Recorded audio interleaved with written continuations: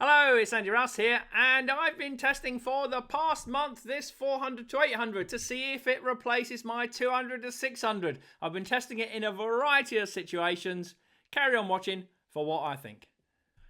Now, before I start off, I want to say thanks to Jackie, to David, to Steve, to Mark, and to Andre at Sony for allowing me to use this lens for a month. This has got to go back Tuesday.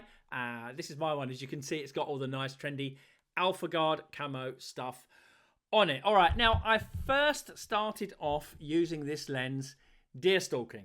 Okay, so I took it out deer stalking in the morning, covered it in a camouflage thing. Here's a film on how that went. So watch the film and I'll come back and chat about it afterwards.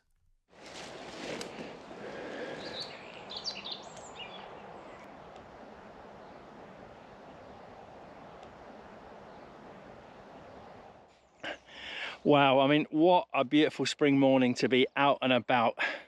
It's been incredible. I saw the two deer walking across the field. They were both quite young bucks, but still in velvet, still shedding their coat as well. And then I saw them led up, which means lay down and relax on the side of the field in the sun. I crawled up in the ditch you can see here to about 800mm distance, so the lens was really great. And then I just sat for an hour and just loved them because it was great. The sun was in their eyes, the wind was in my face, so everything was in my favor for once and not theirs. I managed to get really nice and close, watched a lot of behavior that was good, and then the wind just changed. So the wind's in my face now, which means it's blowing the scent onto them. They got up, sniffed, I didn't move. And they just walked off into the bush. They couldn't really see me. I've got full camo gear on, as you see, but I'm dark and against the sun. But anyway, what a fantastic encounter. It was awesome. I loved it, and I hope you've enjoyed and are enjoying seeing some of the pictures. All right, there you go. So I know they're not the best looking roe deer in the world. As I said, they're a bit manky because of the time of year, but it was good with this lens. Stick this one down over here. Don't fall over. It was good with this lens to be able to get close. I was hand holding it, okay, and I was carrying it around for quite some time, and I did find, and even when I hold it now, that it is quite heavy at this end, and I did get arm ache after half an hour carrying it around. It was quite heavy as well to be slung on me, and so I looked at the weights of how this lens actually compares to the others, and forgive me, I'm going to go to my notes now. So this lens weighs in at 2.47 kilos, this lens, okay. The 200 to 600 is 2.15, so that's about 0.3 of a kilo less. It's interesting how when I pick up this lens, the weight is distributed evenly across all of it, whereas this lens, it's most definitely at the end here, which surprised me quite a lot. Now, by comparison, the 300 2.8, which I happen to have here with a 2x converter. It looks like I'm a Sony higher center here, doesn't it? That weighs 1.47, so that's a lot less, okay? That's over half the weight. Under half the weight, that's the one. It's under half the weight of the 400 to 800, which is interesting, and I'm going to talk to you about that at the end. We'll do another video on that as well. The 600 F4 is about 3 kilos, okay? So it's half a kilo more than this. But interestingly, even though the 600 is long, I haven't got one here, so I can't show you. Again, it is balanced the weight across the whole thing, so I don't have a problem hand holding it. But this, it gave me a bit of an arm ache after half an hour of using it. Now, when I looked at the images, of course, you know, you're going to zoom right into 800mm all of the time. You can't help it. Because you've got a big zoom, you automatically go to the end of the zoom range, okay? The quality was good enough, 800. I'd say it's good enough. It was sharp. It was detailed enough. There was a decent amount of bokeh behind it. So it was good enough for me to carry on with the next stage of the testing, which was to take it out and find some hairs. So again, I went hand holding with this and I managed to get this superb hair picture, and it locked onto it, backlit absolutely perfectly. I predicted what was going to happen. It tracked them all across. It was really good. Backlit, I expect it to be, you know, because backlit has lots of contrast. So for the AF, it's good. The focus was good. The depth was good. It worked. I then went and did a little bit more deer stalking, and I missed one of the best roe deer pictures that I've probably had in years of this deer jumping. Now, I wasn't ready for it, and again, the problem was that because it's a 400 to 800, I had it set at 800, thinking a mindset I need to be close, and it was too close. I wasn't really ready for it. I didn't react in time, and I missed it. I got the deer when it came close jumping, and that was great. It locked on. But again, my feeling was it was too close even at 400.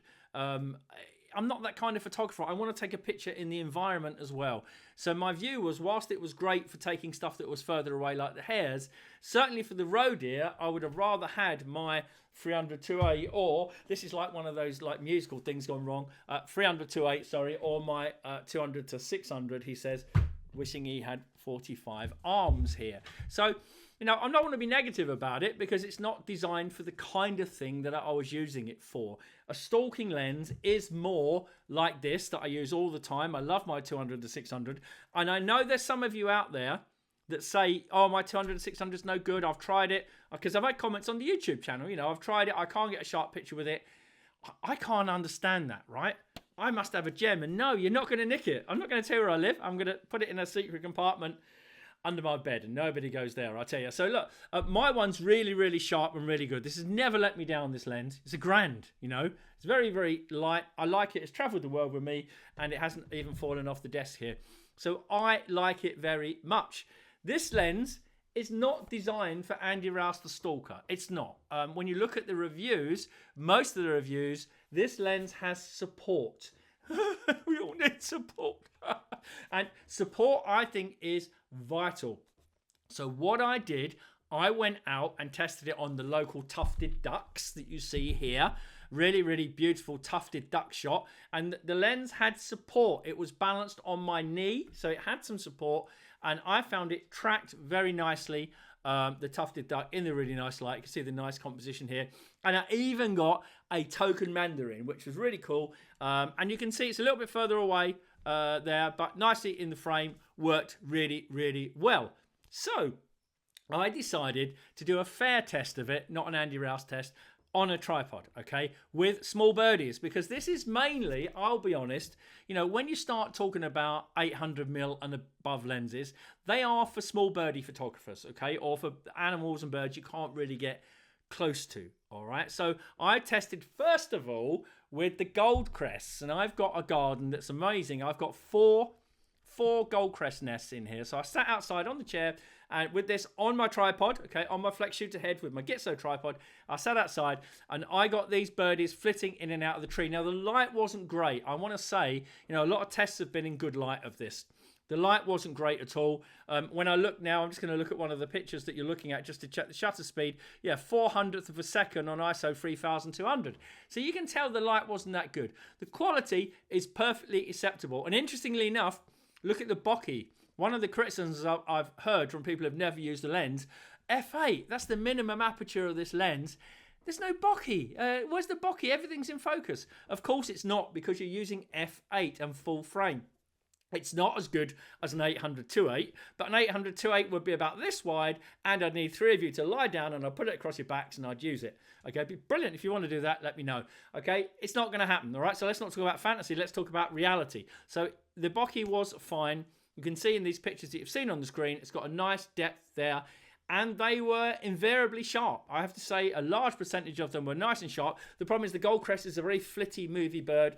It flits around everywhere, so it's very, very, very hard to get it sitting still. So this did a really good job of that. I then went and did something much harder, which is a wood warbler, okay? A wood warbler in a seesaw oak forest, very tough, beautiful bird to do, tiny little bird, very fast, very flitty, very low light, not that friendly. So it's a good test of this lens. And I'm just looking now for the... oh yeah, I had to have this, so I had to have some props. Look at that.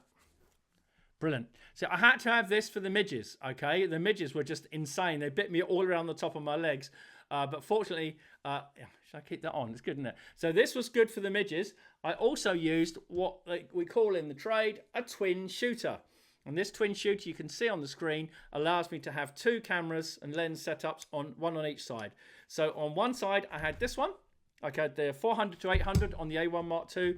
And on the other side, because I'm evaluating it, I had a 300 to 8 with a 2x converter. And I was evaluating both for speed of autofocus, the look, and just the file quality. And you may think that's an unfair comparison. Lens that's £2,500, lens that's nearly £6,000. Well, it is a valid comparison because you want to know the truth. I should have compared it with this. I didn't, unfortunately. I decided to compare it with this smaller lens. Now, apart from me getting absolutely nailed, you can imagine being nailed by mosquitoes on all sides. So I take it off. I put it like, you like it like that. I'll leave it like that, right? It looked like it's like a pith helmet almost. It did really, really well, okay? I had most of the autofocus points not full grid, so normally 9 points on subject detect birds, and it did really, really well at getting the pictures in the frame. Were they good quality? Absolutely, they were good quality. They were really, really good quality. Were they as good as the 300-2.8 with the 2 times, you're going to ask? Well, no, they weren't. The 300-2.8 with the 2 times, I think, was better. Of course, you're talking a different amount of money. And I know what you're going to say. This is an 800. So I get it up here so you can see. This is an 800. This is only a 600 with the 2 times. 5.6 f8, okay?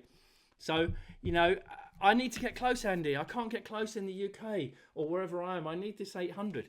Yeah, I understand that, okay? But you can get just as close with this because it's called cropping. You don't have to continually try and get closer with a bigger lens. You can use a smaller lens and the pixels of your camera to get close.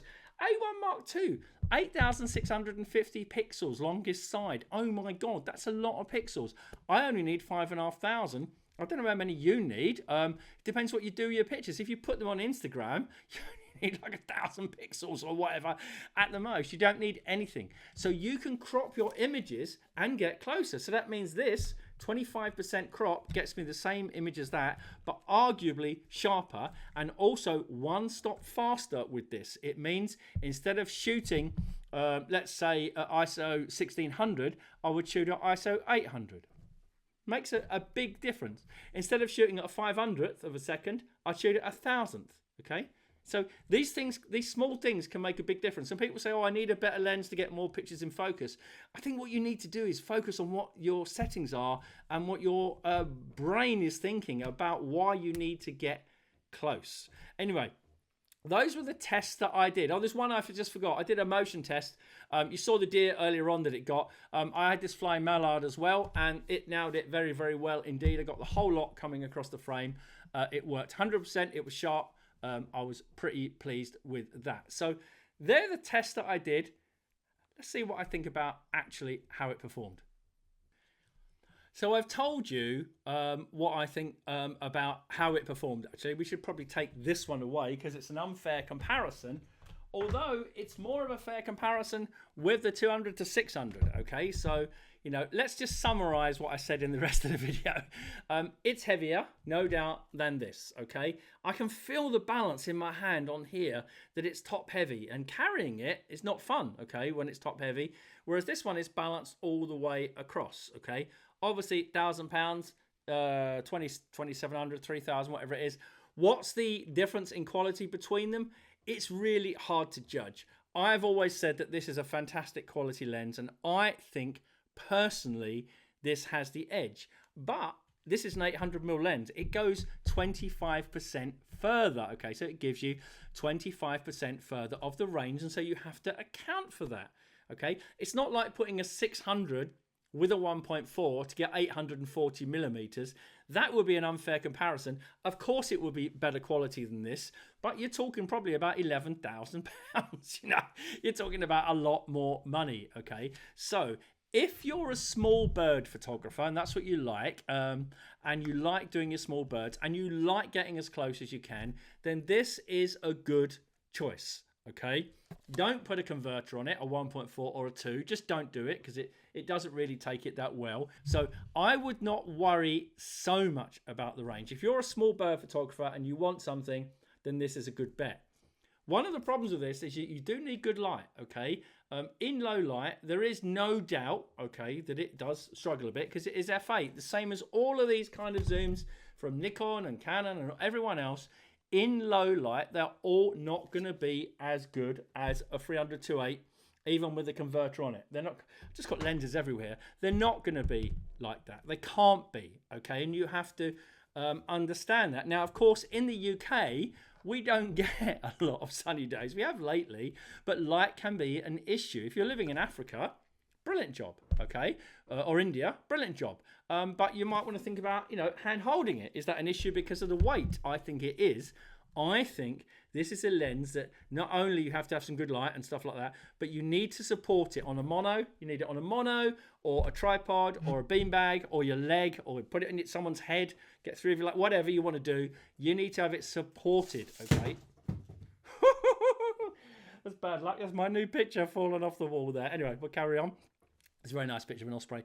It does show that you shouldn't do things just before you record. So I think, personally, he says, refreshing his notes, that it does suit bright, sunny environments, this lens, okay? It does. For videoing, it probably comes into its own. It's probably a really good video lens because it goes a long way. And, typically the stuff you might video, you might want to stand off from quite some distance. Although most video we don't fill the frame with. So this might be a better option, or probably the 300-2.8. So that's my view. You're going to ask me, would I buy it or not? Well, I've given you the advantages. Big reach, okay?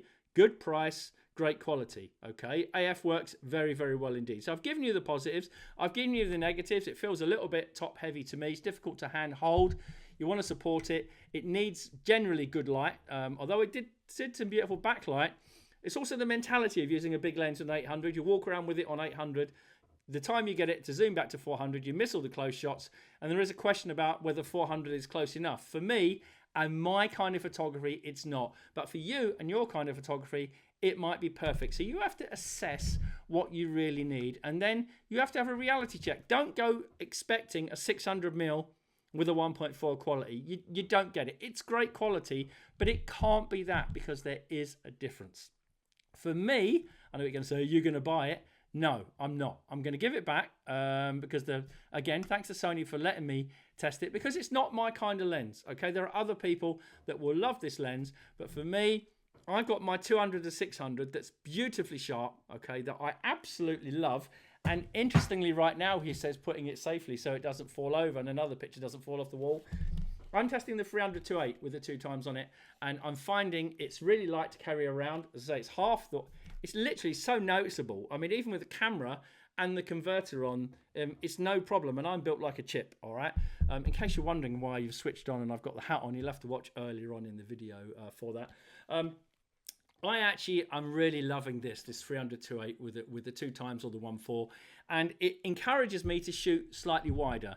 And I have no doubt that if I'd have had this lens on, I would have got that roe deer picture. And I'm actually going out this week to test it as much as I can. So there you go. Okay, so in the shootout, which lens would I have out of 200-600, 400-800? I would have my 200-600 because I've got a really good one. But you have to assess what kind of photography that you do. And the light goes in now as well. It's been sunny all day. You have to assess what kind of photography that you want to do, and whether all the disadvantages of this are outweighed by all the advantages. As usual, I've tried to give you an honest view of testing it in the field. All the images that I've taken with this have gone off to the agent and all been accepted.